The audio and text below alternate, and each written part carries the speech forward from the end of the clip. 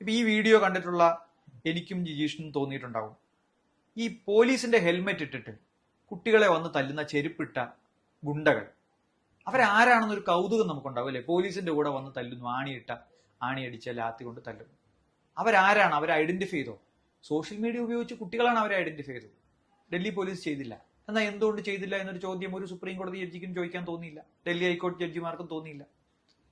സ്വാഭാവികമായി മനുഷ്യർക്കുണ്ടാവുന്ന നമ്മുടെ നാട്ടിലെ ലോ ബുക്സ് ഒന്നും അറിയാത്ത ആളുകൾക്ക് പോലും ഉണ്ടാകുന്ന സ്വാഭാവികമായ സംശയങ്ങൾ പോലും സുപ്രീം കോടതിക്കോ ഡൽഹി ഹൈക്കോടതിക്കോ ഇക്കാര്യത്തിൽ ഉണ്ടായില്ല. അതുകൊണ്ട് തന്നെ അതിലൊരു വലിയ പോസിറ്റീവായ സംഗതിയായിട്ട് ഞാൻ കാണുന്നില്ല. എന്നാൽ പേടിയുണ്ട്, ഈ ഇമേജിനെ പറ്റി പേടിയുണ്ട്. അതായത് സുപ്രീം കോടതി എന്നത് നീതി നടപ്പാക്കി കൊടുക്കാനുള്ള ഒരു സ്ഥാപനമാണെന്നുള്ള ധാരണയോ തെറ്റിദ്ധാരണയോ ആളുകളിൽ ഉള്ളതുകൊണ്ട് അത് നിലനിർത്തേണ്ടത് സുപ്രീം കോടതിയുടെ ആവശ്യമായതുകൊണ്ട് തീർച്ചയായിട്ടും സുപ്രീം കോടതിക്ക് അതിനകത്തൊരു ഇമേജ് കോൺഷ്യസ്നെസ് ഉണ്ട്. ആ ഇമേജ് കോൺഷ്യസ്നെസിന്റെ ഭാഗമായിട്ടാണ് അവർ ഇടപെട്ടതെന്നാണ് എനിക്ക്